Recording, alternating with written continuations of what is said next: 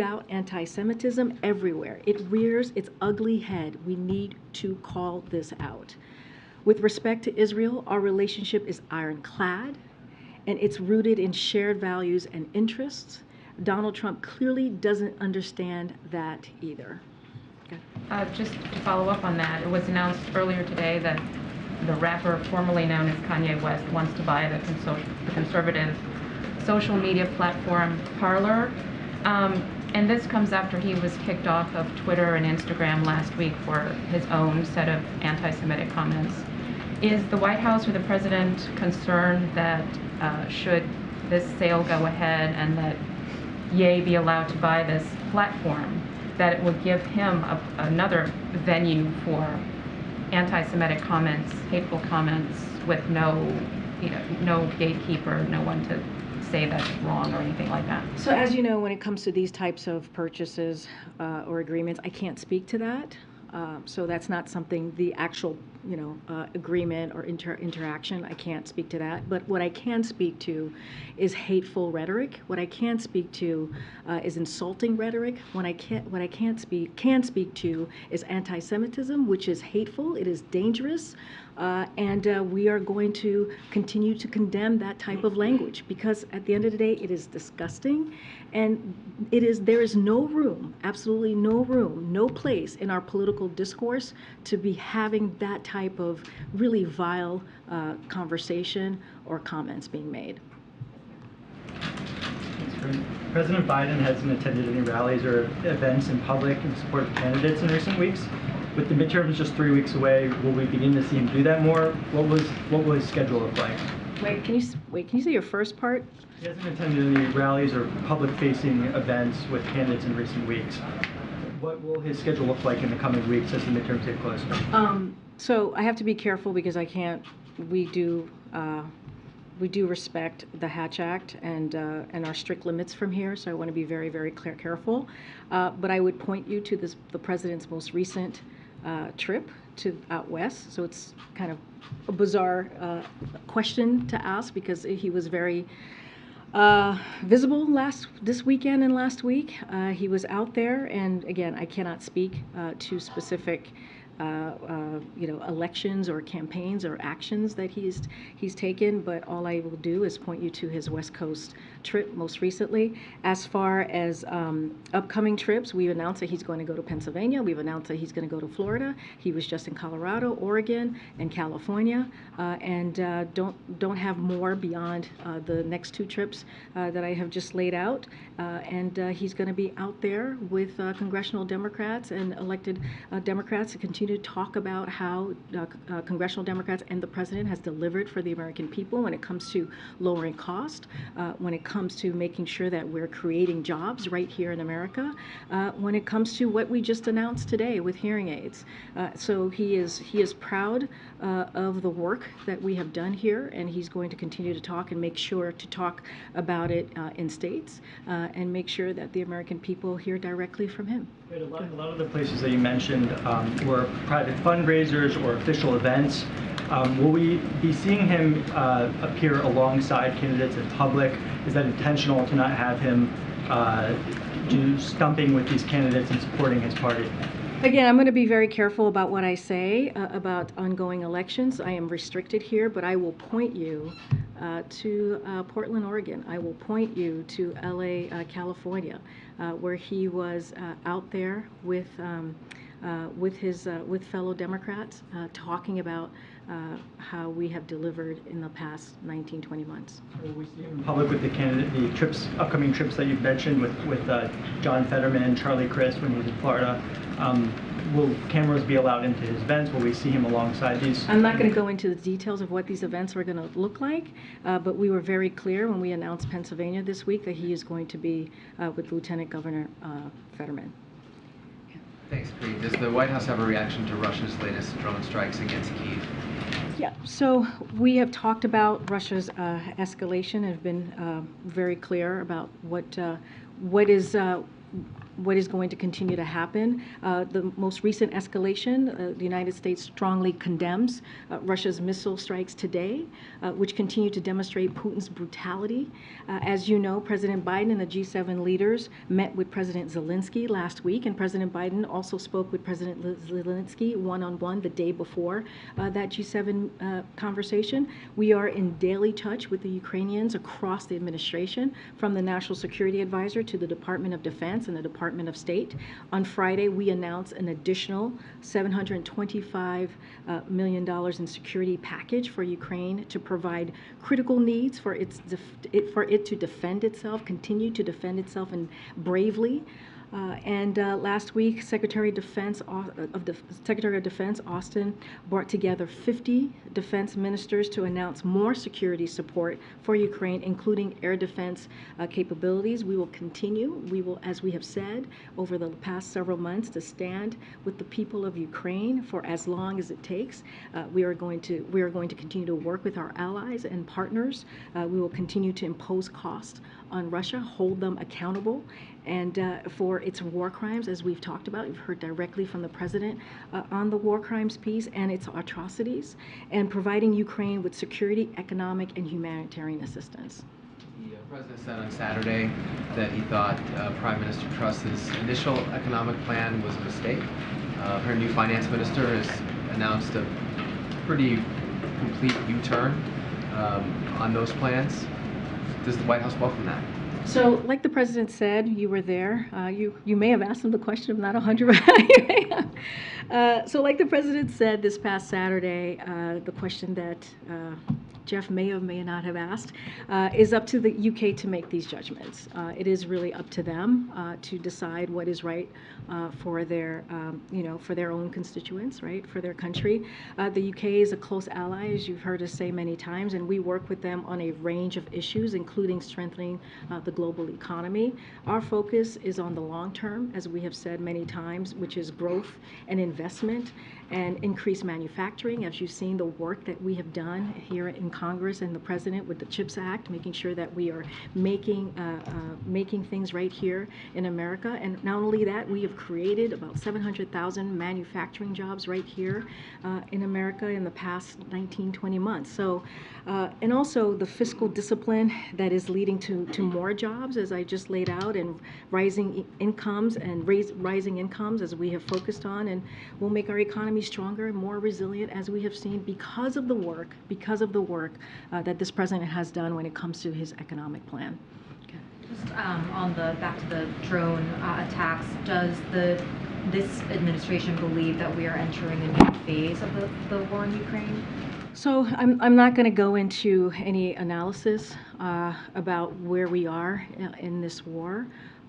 We have been very clear about how we've been seeing Russia's escalation over the past several weeks, and so what we will do is to continue to support the people of Ukraine. What we will do is to make sure that they have what they need to continue their the way that they are fighting bravely on the ground. We just announced, as I just mentioned, $725 million of new assistance just this past Friday. We are in regular touch with Ukrainians in the administration, the government, as I mentioned, National Security Advisor and others in the administration are continuing to have close conversations about their needs.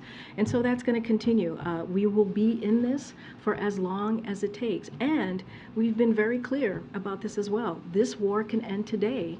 This is a war that can end right now today if Vladimir Putin wants it to. This is his war. He started this war. Two quick political questions. As the president prepares to appear with John Fetterman later this week in Pennsylvania, there's obviously, as you know, been a lively debate over Fetterman's health following his stroke. Do you know if the president believes there's any sort of reason for concern on that point specifically? So again, because it's connected to the to his election, I want to be really careful. The Hatch Act, it's something that we do respect and adhere to here. But speaking only about the president's personal conversation with Lieutenant Governor Fetterman, the president has found him to be an impressive individual and who's just as capable as always, and who's carrying out his office. He's currently the Lieutenant Governor of Pennsylvania, as we know, and he's doing that with great ability and heartfelt concern for the people of the Commonwealth. So yes, the president feels that he is very much capable of doing the job. Sorry, you said that was based on a recent conversation of the two of them? Well, they've met many times, as you know. Most recently, I believe on Labor Day may have been the last time that they've seen each other in person, and they're going to see each other again, as you know, this Thursday. But the president and Lieutenant Governor Fetterman have had many interactions over the past several months. And then just my second political question. The end of last week, the president said that his reaction to the Herschel Walker controversy in Georgia was negative. Wondered if you wanted to elaborate on that? No, I'm going to just let the president's words stand. I'm not going to elaborate on that from here. Hey, Karine, thanks. I have a question about hearing aids, but first I wanted to take a stab at the question from earlier. The president has called this the most significant election, or one of the most significant elections, with abortion rights, voting rights being on the ballot, and a lot of the gains you touted from the podium. And you know, he's spending this weekend at his vacation home in Rehoboth, according to the schedule you guys released. I wonder if you can talk about the calculus there, 16 days before the election, especially during a year when you guys have said Biden would be getting out into the country more, touting the gains that you guys have made. So last week we spent 4 days out in the country, right? We left on Wednesday, came back Saturday night. To be more specific, 2 a.m. on Sunday. Some of us walked into our house at 2 a.m. on Sunday. And the week before that, he spent 4 days out into the country. Some of that was, yes, for the hurricane in Puerto Rico and going to see the recovery there. Another day was in Florida to talk to the American people who were Floridians who were most affected by the hurricane there. So he's been around. He just went to Colorado. He just went to California. He just went to Portland. We're going to go to Pennsylvania. We're going to go to Florida, and we'll have more to share. The president takes this very seriously. Again, I want to be very careful. There's the Hatch Act. I am restricted on what I can say from the podium and from here. But the president takes what he has done in this time during his presidency, his tenure, his about 20 months tenure, very seriously, and wants to talk about what he has done, what congressional Democrats have done to deliver for the American people. You mentioned the hearing aids, as I just talked about just moments ago. So yes, there is a lot at stake when you think about the national ban on abortion that Republicans, extreme Republicans want to do, taking away the rights of women, taking away a decision that is very difficult for women to make. When you think about what Republicans want to do with repealing the Inflation Reduction Act, which is going to lower cost or take away cost of what we were talking about with lowering costs on health care, lowering costs because of Medicare, being able to negotiate when it comes to fighting special interests, they want to take that away. So the president is going to continue to talk about that. Again, we were just out west for 4 days, and so we're going to continue to go out there, and the president's going to continue to talk directly to the American people. Go ahead. I just wanted one more about the hearing. I did have one. It wasn't just a segue. But do you have a sense of when the cost savings will begin to accrue? Obviously, that's not instantaneously, but you talked about prices lowering. Is there a sense of like when that happens and over what time frame? So I don't have a timeline for you right now. Certainly I can talk to our team to get a specific timeline, but what is important about this is that the president took action. He did an executive order asking FDA to find ways to lower cost for 30 million Americans who do benefit from hearing aid. That's 30 million Americans. That's going to save them thousands of dollars. And so this is an action, a deliberate action that the president took. And now we are going to see the benefits of that. As I can get back to you on exactly how quickly that will occur. But again, this is a huge deal, a big deal. When we talk about giving Americans a little breathing room, when we talk about taking inflation very seriously as one of our #1 economic priorities, this is it. This is an example. Go ahead. Thanks, Karine. The Inflation Reduction Act allocates about $80 billion to the IRS, but the IRS is not going to have a commissioner as of next month when Commissioner Reddick, when his term expires. Can you talk about what's behind the delay for nominating a replacement, and is that going to slow down the overhaul of the agency? It's not going to slow down the overhaul of the agency. We take this very seriously. Don't have anything to preview for you at this time on any personnel announcement. When we do, we'll be happy to share that. Following up on the Western swing last week, the president visited Colorado, California, Oregon. At one point, a couple of representatives from Nevada joined him in California.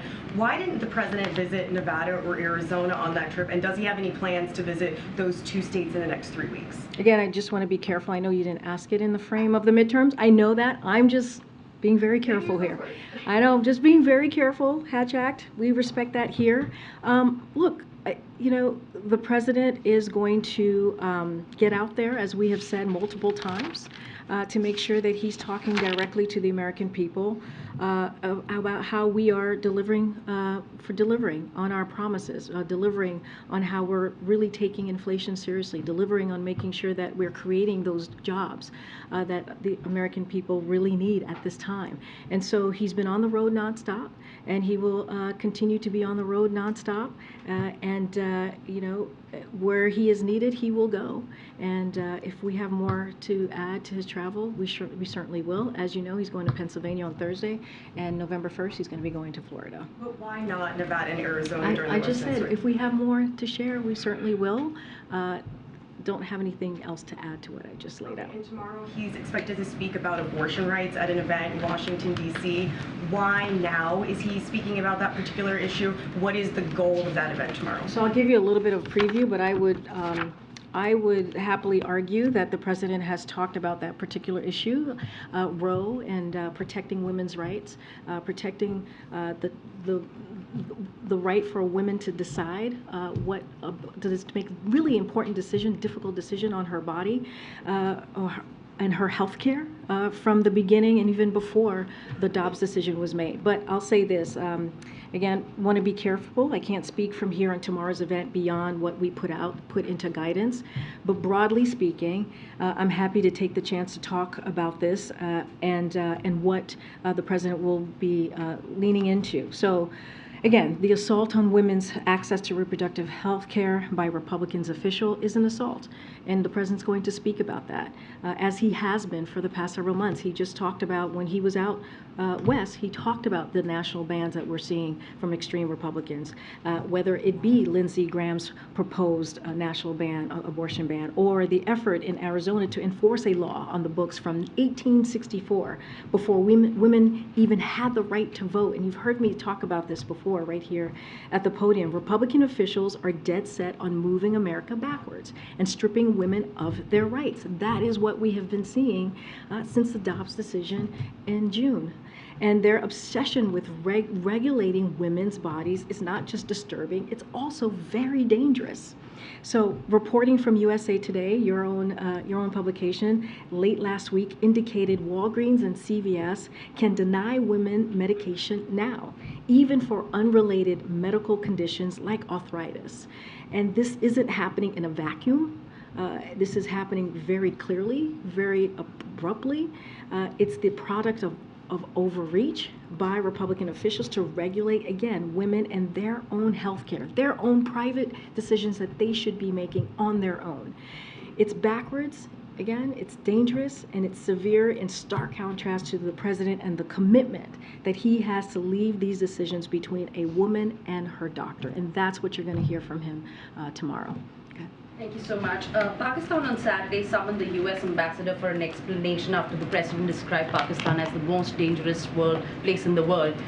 Does the White House have a reaction to that? And also, if Pakistan is the most dangerous place, then why provide an assistance with the F-16?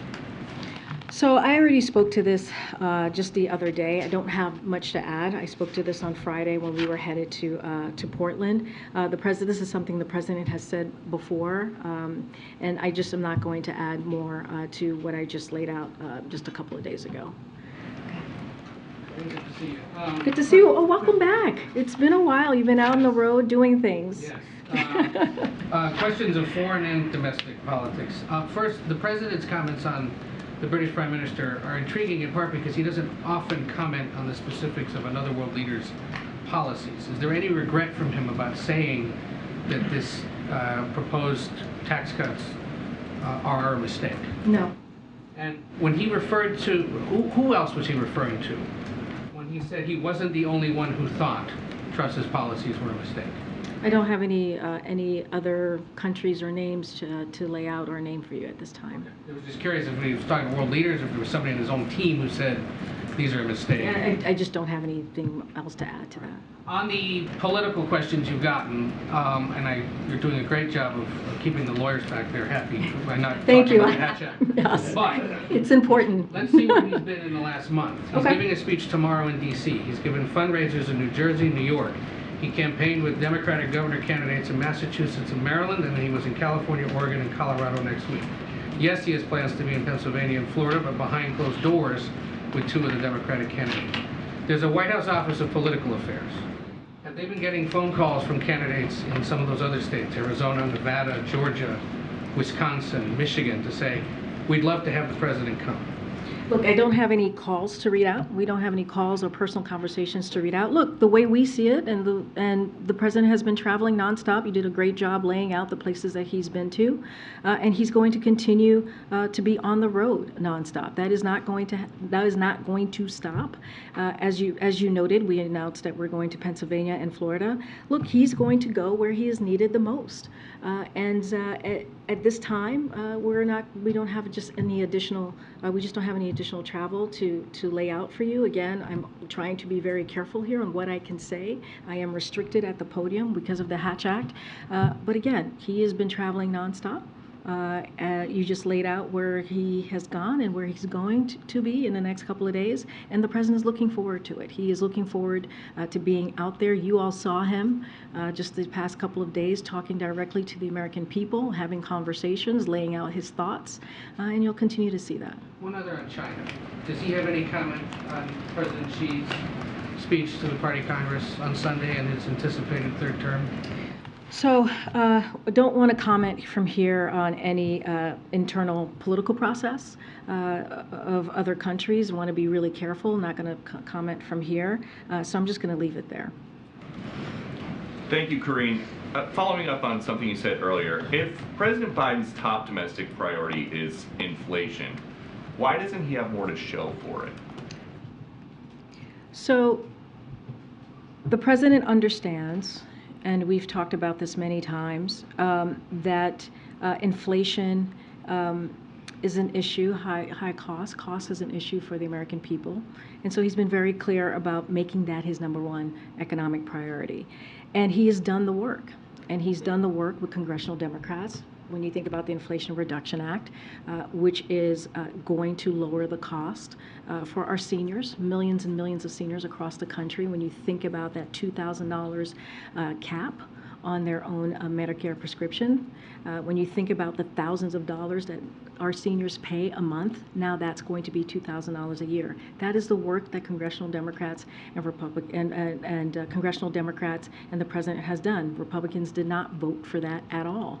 And what Republicans want to do is that they want to repeal that very historic piece of legislation that is also going to lower energy costs, that is also going to help fight climate change. They want to get rid of it. So there is a contrast that we are going to make, which is how Republicans are actually going to make things worse, and Democrats want to do the opposite and make things a little easier. I just talked about the hearing aids, which is going to help 30 million Americans across the country. But who exactly thinks the president is doing a good job on inflation? Because we've got a new poll that finds he receives his lowest job ratings on inflation, net negative 38 points. We understand that there are challenges that are in front of us here in this country. That is why the president has taken action to lower costs. Think about gas prices, you think about healthcare premiums, you think about Medicare again, beating special interests so that we can lower costs, so Medicare can actually be able to lower costs for senior citizens. When you think about all of these steps that he has taken to make sure that that is happening, Republicans in Congress refuse They refuse to be partners with us on this. They refuse to help us. You think about the American Rescue Plan that has helped create an economy that is indeed resilient, And that follow up created on that, jobs. on They the American refuse Rescue to Plan. help. Have the president's economic advisors told him that the general consensus now is that the American Rescue Plan has contributed to inflation?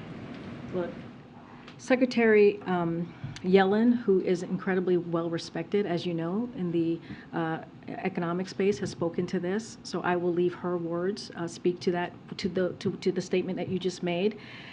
Here's the thing. What the president has done, the issues that he has worked on, when you think about Medicare, we think about healthcare, you think about energy costs, you think about Inflation Reduction Act, you think about the CHIPS Act, they are popular. They are popular with the American people. They understand. The American people understand what these pieces of legislation that we have worked so hard to get across the line, that are now law, is going to change the lives of American people. Now, is there work to be done? There's always more work to be done, but we are taking the steps to do that. Again, congressional Republicans, they are doing nothing, absolutely nothing. They want to repeal, they want to take away the advances that we have made. Go ahead, Kelly. When the president either hears or is briefed about Senator Warnock in Georgia not saying that he would support or answering the question about would he support the president in 2024. Does he view that as disloyal to the president personally or to the administration, or does he view it as strategic in a race?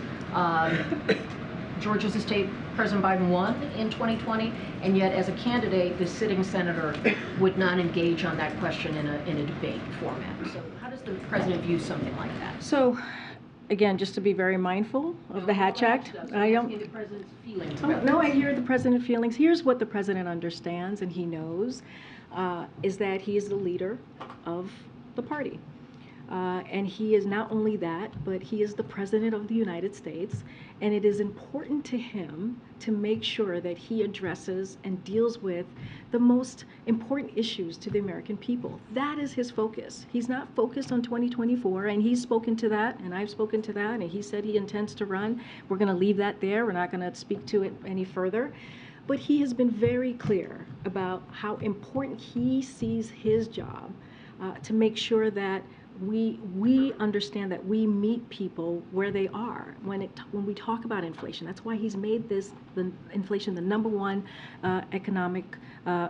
priority and when it comes to his economic policy. That's why we have the bipartisan infrastructure legislation, right? To really deal with what Americans care about, to make sure that we're dealing with infrastructure, dealing with supply chain, creating jobs. When we think about the American Rescue Plan, right? To make sure we put money in people's pockets, to make sure that we open schools, got shots in arms.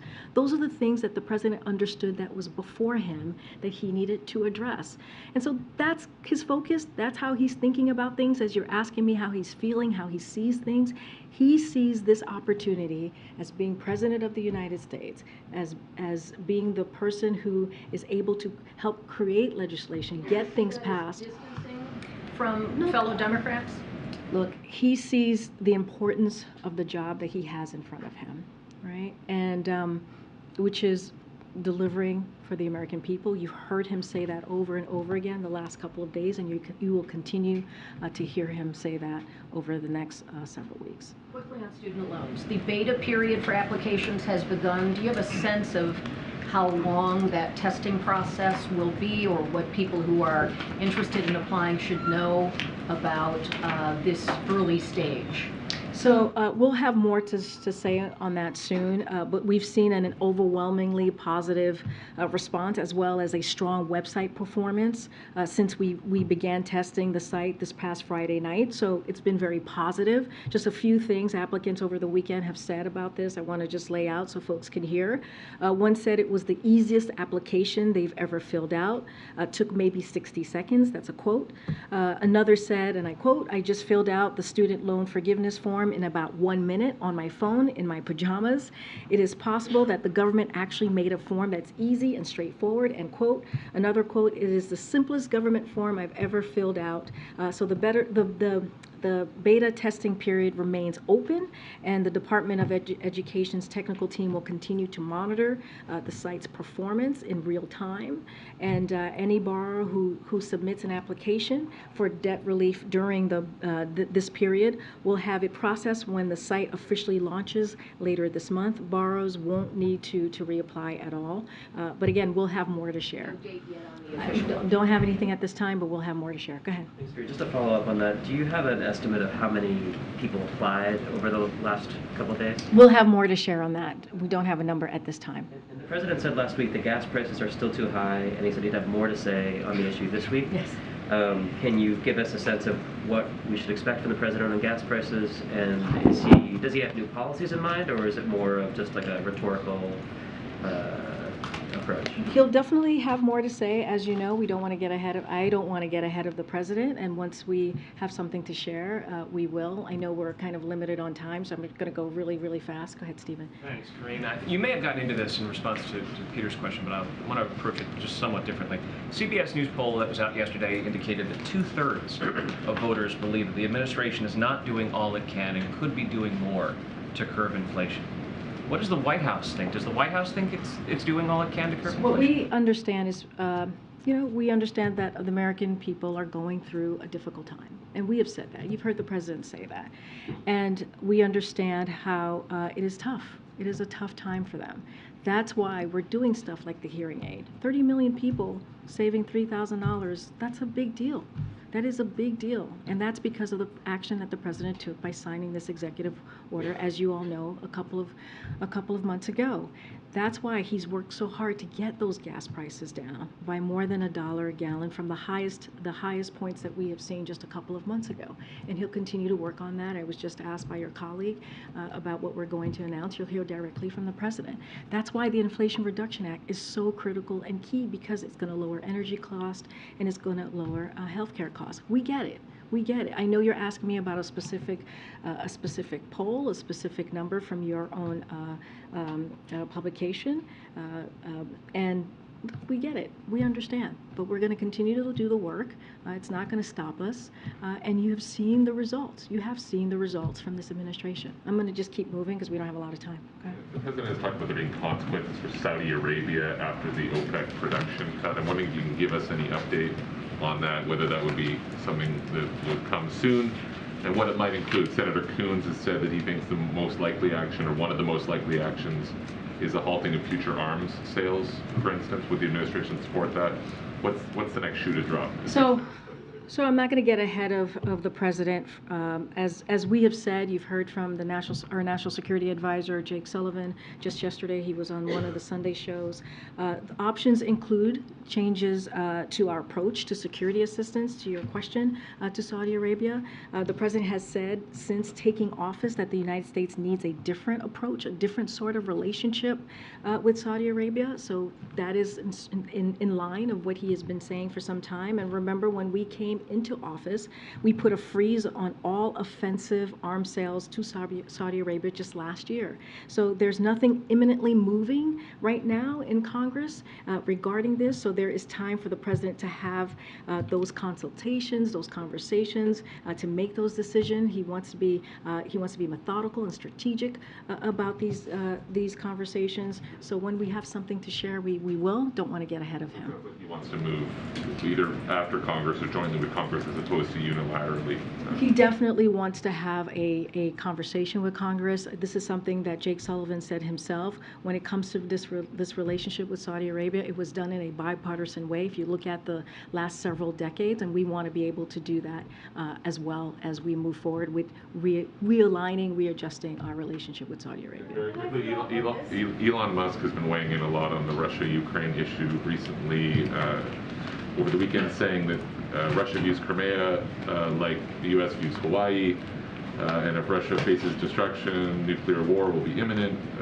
Fiona Hill told Politico today that it's very clear that Musk is transmitting a message for Putin. I'm wondering whether the administration has any comment on what Musk has been saying about the Russia-Ukraine war, and in particular whether it's relayed anything to its partners and allies about whether Musk is reflecting an American view or not? So I'll say this, and the president has been very clear, we have been very clear about this, and he believes decisions about negotiations or decisions about Ukraine are decisions for Ukraine to make.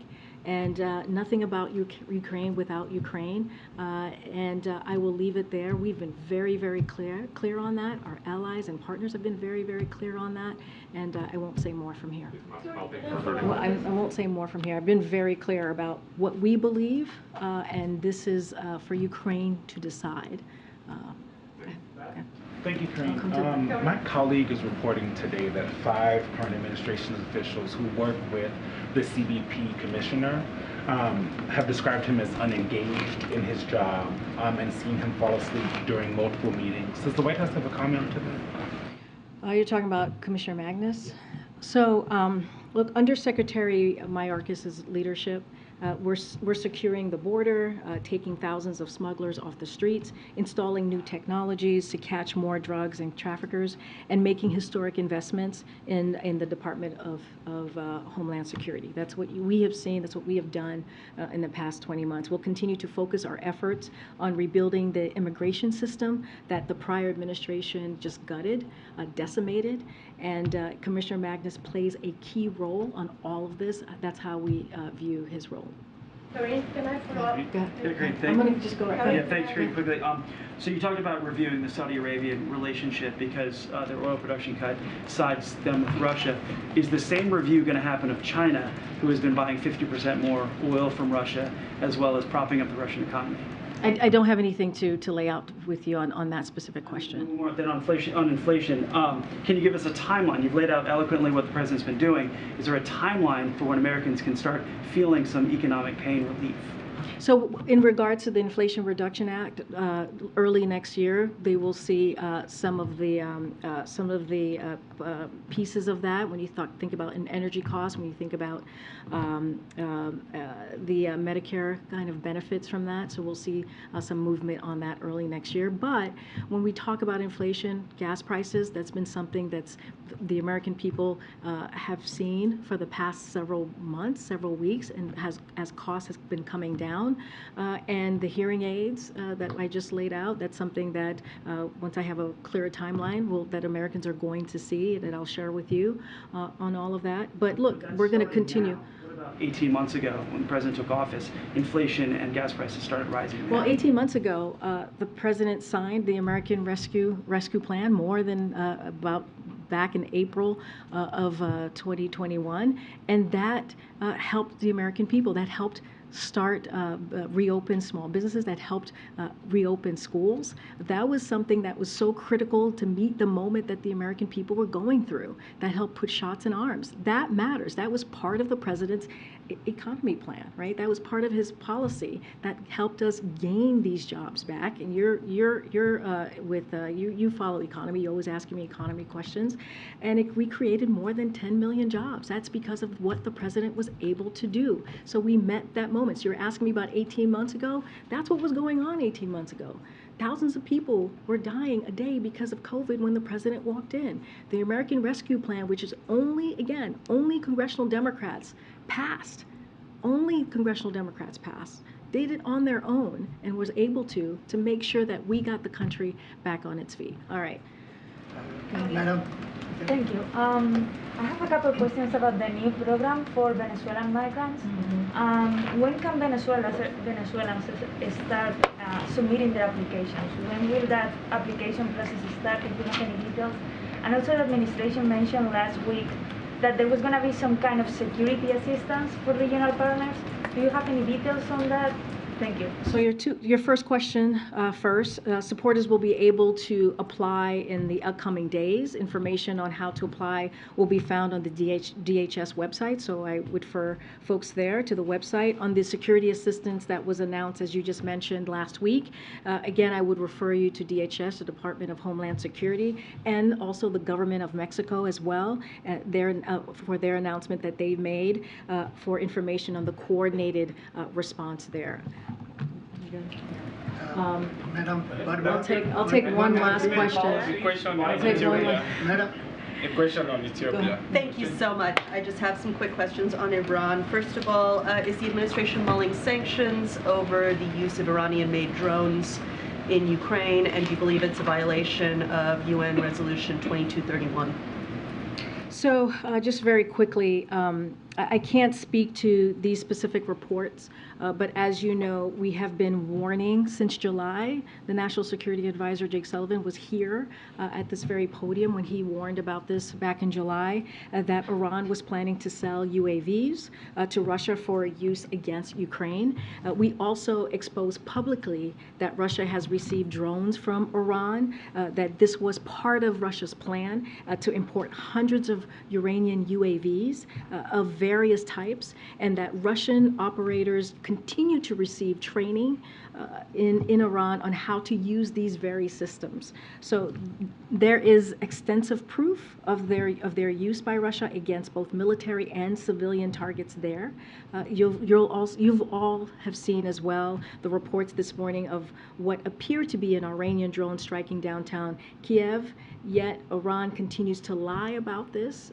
They have not been truthful about this and deny providing weapons to Russia for use in Ukraine. Meanwhile, according to these new reports, Iran is considering selling still more destructive weapons to support an invasion they claim to oppose. Now, what we're doing here, we'll continue to vigorously enforce U.S. sanctions on both the Russian and Iranian arms trade. That's what we'll do from here. Make it harder for Iran to sell these weapons to Russia, and we'll stand with our partners throughout the region against that Iranian threat. And then over the weekend, VOA Persian got some worrying reports from human rights activists in Tehran who said that authorities at Evin prison shot at prisoners who were trying to escape the fire. Does this change anything about the White House's view on these escalating protests in Iran, and what might be the consequences of actions like that? So look, you've heard from the president directly just this past weekend when he talked about how gravely concerned he is about the intensifying violent crackdown on peaceful protesters, on the brave women in Iran and their allies, and he talked about how he's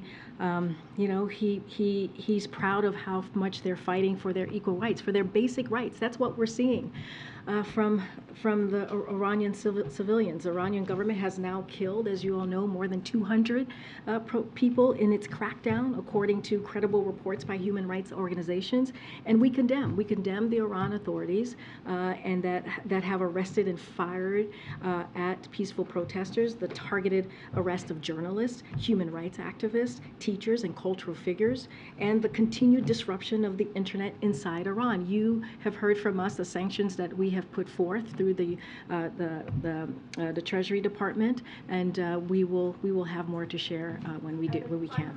Amid all of this, is the JCPOA still a priority? How is the administration keeping it top of mind? So, my colleague at the State Department spoke to this last week, and I'll just reiterate what he laid out, which is the door for diplomacy will always remain open, but as of now, we don't see a deal coming together anytime soon. Meanwhile, regardless of the nuclear talks, we will continue to confront Iran's behavior in the region, protect our troops, including with military forces when necessary, and support the brave Iranian people who are demanding for their basic rights. They are demanding for their basic rights and dignity, which this regime has long denied them. So the United States stands with Iranian women and all the citizens of Iran who are inspiring the world. You heard the president say this himself just a couple of days ago, with their bravery, and will continue to take action to impose cost on those who commit violence against peaceful protesters or otherwise seek to suppress their rights. Again, we don't see a deal coming together anytime soon. To answer the question in the back, all right, everybody, I'll see you tomorrow. Thank you. Thank you.